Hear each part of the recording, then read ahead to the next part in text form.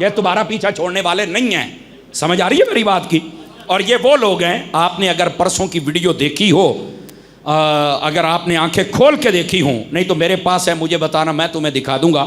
ہمارے ملک کا صدر اور چند ایک ان کے وزیر وہ کھڑے ہو کے فیصل مسجد اسلام آباد میں عید پڑھ رہے ہیں.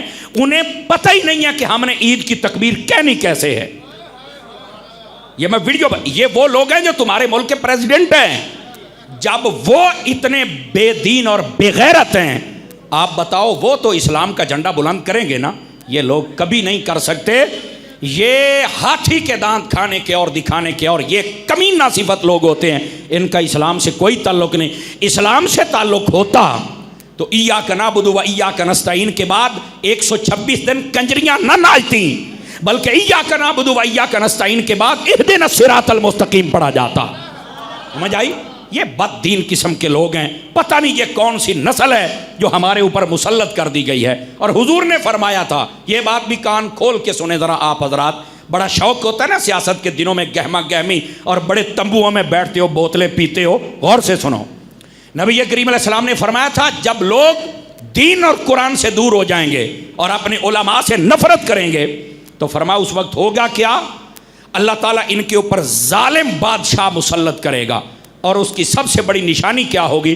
فرمایا وہ تمہارے منہ کا لقمہ کھینچ لے گا. آج کہتے ہیں مہنگائی ہو گئی, اے گیو 90 روپیے کلو سی تو 280 روپیے ہو گیا. میں کہا ٹینشن نہ لے, انہیں 300 تو ٹپنا ہی, تو کسے بولے چ بیٹھا ہے. یہ کہتے تھے جناب وہ پٹرول تو 60 روپیہ تھا, یہ تو 121 روپیے ہو گیا. میں کہا تو صرف 1.5 مہینہ اور ٹھہر, انہیں 103 تو ٹپنا ہی, تو کسے بولے چ بیٹھا ہے. وہ جناب دوائیاں وہ پہلے تو مہنگی نہیں ہوتی تھی, اس ظالم نے تو مہنگی کر دی. میں نے کہا اجے کچھ نہ پوچھ, آپ کرتوتوں پر غور کریں. نبی پاک نے فرمایا جب لوگ دین اور قرآن سے دور ہو جائیں گے اور اپنی علماء سے نفرت کریں گے, اللہ ان کے اوپر ظالم بادشاہ مسلط کرے گا. بتاؤ نا, آج کنجریاں ناچیں تو ان کو کوٹھیاں لوگ گفٹ میں دیتے ہیں, گاڑیاں دیتے ہیں. کبھی کسی عالم کو کسی نے سائیکل خرید کے دیا؟ بتاؤ مجھے, بولو نا. گاڑی سکوٹر تو بڑی دور کی بات ہے. یہ سلوک کرتے ہو اپنے علماء کے ساتھ. کنجریوں کے لیے گاڑیاں ہیں. جب قرآن و حدیث کی اتنی دشمنی ہوگی تو پھر تمہارے اوپر ظالم بادشاہ مسلط کیا جائے گا. قرآن و حدیث کو یہاں تک پسے پشت ڈال دیا گیا کہ کوئی پوچھنے والا نہیں ہے. الحمدو کا ترجمہ نہیں آتا, 1000 بندہ کھڑا کر کے بندہ پوچھے. حالت یہ ہے, اور ہر بندہ ہی حاجی صاحب تبصرہ کرتا ہے ایسا کہ آپ سوچ بھی نہیں سکتے ہو.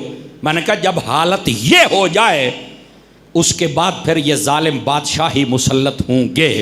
اور نبی پاک علیہ السلام نے 3 باتیں فرمائی تھی. پہلی بات, تمہارے اوپر ظالم بادشاہ مسلط ہوگا. کیسا؟ فرمایا تمہارے منہ کا لقمہ بھی کھینچ لے گا. اور ابھی میری بات نوٹ کریں, یہ 2 کیمرے لگے ہوئے ہیں, یہ ویڈیو بن رہی, میری بات nوٹ کریں. اگر یہی حالت رہی, لوگوں نے قرآن و حدیث سے محبت نہ کی, میں دیکھ رہا ہوں قحط آنے والا ہے. قحط, لوگ لقمے کے لیے ترسیں گے. میری بات لکھ لو. آپ کہیں گے مولوی اتنی بڑی بات کر رہا ہے. مولوی نہیں کر رہا, میں سائیاں دے سر تے کردہ پیا. جو میں نے قرآن و حدیث پڑھا ہے نا اس کے مطابق میں دیکھ رہا ہوں قحط آنے والا ہے. قتل و غارت تو پہلے ہی بہت ہے. یہ دیکھنا گھروں میں قتل و غارت ہوگی صرف کھانے پینے کے لیے, پیسے کے لیے. آپ دیکھ لینا اگر یہی حالت رہی. جب تک اللہ تعالیٰ فرماتا ہے جب تک قوم اپنی حالت خود نہ بدلے, اللہ بھی ان کی حالت کو بدلتا نہیں. جب تم اپنی حالت خود بدلو گے تو اللہ بھی تمہارے لیے سبب پیدا کرے گا اور تمہارے لیے رحمت اور نوازشات اور عنایات اور فضل اور کرم, اس کے اللہ تعالیٰ دروازے کھول دے گا. نہیں تو یہ یاد رکھنا, آج جتنے بیٹھے ہو میری بات اس کو نوٹ کر لو, اپنے دماغ اور دل کی تختی پہ لکھ لو. یہ قحط آنے والا ہے. یہ تمہارے پاس جتنی یہ گندم ہے یہ ختم ہو جائے گی, پوری نہیں ہوگی. یہ تمہارے پاس جو جانور ہیں یہ دودھ تھوڑا کر جائیں گے. لکھ لو میری بات, ان سے برکت اٹھ جائے گی. آپ کہیں گے یہ کیسے ہوگا؟ میں نے کہا بیٹا یہ دیکھنا پڑے گا.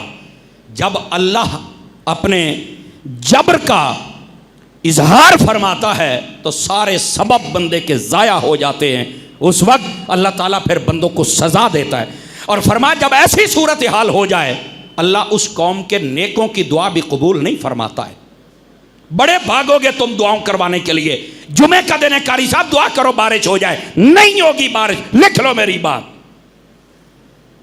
बैठे हो, हुजूर ने फरमाया मेरी उम्मत को मायूस न करना, मैं तुम्हें मायूस नहीं कर रहा, ये याद रख लो, मैं सिर्फ हकायक बता रहा हूं। अगर ये हालत रही तो हमें ये दिन देखने पड़ेंगे, और अगर हमने अपने आप को बदल लिया तो ये बादशाह के इसका बाप भी आ जाए कमीना, हम उठा के पीछे फेंक देंगे, क्योंकि हम वारिस हुसैन इब्न अली के हैं ना, हम किसी और के वारिस नहीं हैं। इनको हम पीछे फेंक सकते हैं, लेकिन कब होगा? जब हमारी गैरत दीनी जागेगी। गैरत दीनी तो जाग नहीं रही। अल्लाह आपको बरकत अता फरमाए। गिरामी कदर हजरात, इस वास्ते इन बातों को लिख लो अपने दिल की तख्ती पर। हुजूर ने फरमाया जब कोई कुरान और हदीस को छोड़ेगा, दीन को छोड़ेगा, उलमा, सच्चे उलमा से नफरत करेगा, उसके बाद होगा क्या? जालिम बादशाह मुसल्लत होगा, तुम्हारे मुंह का लुकमा छीन लेगा, हर शायद छीन लेगा तुम्हारे मुंह से। इंतजार करो।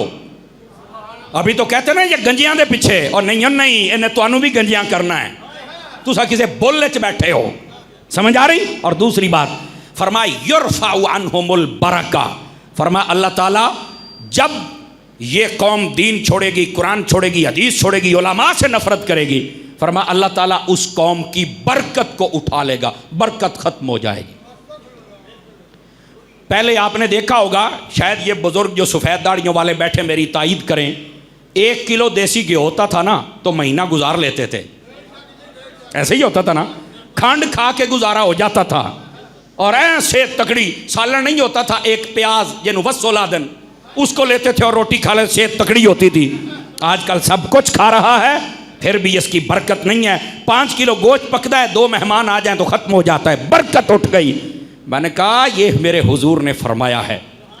पहले ये बैठे हैं बुजुर्ग, इनसे पूछो गंदम जब ये उठाते थे अपनी फसलों में से, उस वक़्त रेशो 40-40, 50-50, 60-60 मान नहीं होती थी, 15-20 मान होती थी, और बरकत इतनी होती थी मुकदे ही ना। और आज रेशो इतनी ज़्यादा है और फिर भी दाने मोक गए। बहुत जनाब मांग रहे हैं, पिंदे बदन, क्या मसला है भाई? असल हकायक ये है जिसकी तरफ हमारी तवज्जो नहीं है। और तीसरी बात मेरे नबी ने फरमाई थी, मेरे नबी ने फरमाया जब लोग कुरान, हदीस और दीन और उलमा को छोड़ देंगे फिर क्या होगा? पहला जालिम बादशाह मुसल्लत होगा, दूसरी अल्लाह इनकी बरकत उठा लेगा, इनके घर की, माल की, औलाद की, जान की, मुल्क की, हर चीज़ की बरकत उठ जाएगी। और वो उठ गई है, आपके सामने है सब कुछ, तबसरे की ज़रूरत नहीं है। तीसरी चीज़ मेरे नबी ने फरमाया अल्लाह इन लोगों को उस वक्त ऐसी बीमारियां देगा इन्होंने पहले नाम तक नहीं सुना होगा। कभी सुना था ब्लड प्रेशर क्या होता है? शुगर, डेंगी, कोरोना कित्थों आया है? आप नहीं बोलेंगे, क्योंकि ऐसे हकायक सुन के चंगे चंगे दे साहब बंद हो जाते, तुसी के चाहो। लेकिन हम सिर्फ सुन के 2 ही बातें, अस्तगफिरुल्लाह, अस्तगफिर, बस ये कर सकते हैं। मस्जिद के बाहर जाएंगे, अपने करतूत नहीं बदलेंगे, हम वही सूद के काम चलेंगे, वही जनाब बहन भाइयों का हक खाना, वही जनाब लोगों की इज्जतों को ताड़ना, वही 2 नंबरियां, वही मिलावटें जारी रहेंगी। बस मौलवी की तकरीर सुन के ओए होए होए होए अस्तगफिरुल्लाह, रब्बा सोने माफ़ हो जाए, माफ़ी जाए, ये यहाँ बैठ के करेंगे, बाहर चल के फिर करतूत सीधे नहीं होंगे। और नतीजा क्या है? जालिम बादशाह भी आ गए, हमारे ऊपर मुसल्लत हो गए, मुंह के लुकमे छीन लिए, और जेड़े हत्थां लई वदे 6 कुन्ना ए भी लैन। आप किसी भूल में हैं। ऐसे ही नहीं ना, तुम्हें 1-1 मीटर पर 10-10 हज़ार बिल आता है। पहले तो तुम्हें 100 रुपये आता था, अब गरीब कहता मैं तो चलाई काशा नहीं, मैं क्या मोर भी तो तू वहां लाई आई लाहौर, ये तुझे उस चीज का सिला मिल रहा है। और फिर अगली बात फरमाया अल्लाह इनकी बरकत उठा लेगा, ऐसी बीमारियां देगा जिनका नाम तक नहीं सुना होगा। और आज देखो कितनी बीमारियां हैं जिनका नाम सुना तक नहीं था, और आज उन्होंने पूरी दुनिया को जाम किया हुआ है। वजह क्या है? लोग कुरान व हदीस से पीछे हट गए। यहाँ तो मस्जिदें जालिमों ने वीरान कर दी। हालांकि मैंने आपको पहले भी हदीस सुनाई थी, मैं आपको फिर सुना रहा हूं।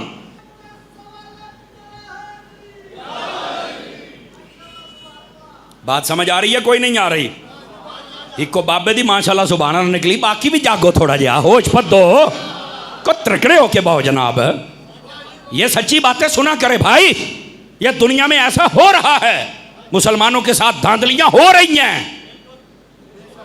سمجھ آ رہی ہے؟ بہرحال کوئی ایسی گل نہیں. اللہ کی بارگاہ میں دیر ضرور ہے پر اندھیر نہیں ہے، یہ بات یاد رکھ لیں. ان کا جب حشر ہوگا آپ دیکھیں گے، اپنی آنکھوں سے دیکھیں گے. میں جو دو چیزیں آپ کو آج نشاندہی کی ہے، اگر یہی دین دشمنیاں رہیں تو قحط آئے گا. میری بات لکھ لو. ایسی بیماریاں، ایسی مصیبتیں آئیں گی، لوگ جگہ تلاش کرنے کی، مرنے کی. یاد رکھ لیں حضور نے فرمایا تھا ایک وقت ایسا آئے گا، جگہ تلاش، ٹائم تلاش کیا جائے گا، مجھے موت آ جائے. مریں گے نہیں. سمجھ آ رہی ہے؟ ایک بات یہ، دین دشمنی نہ کرنا اور اپنی اولاد کو بھی نہ سکھانا.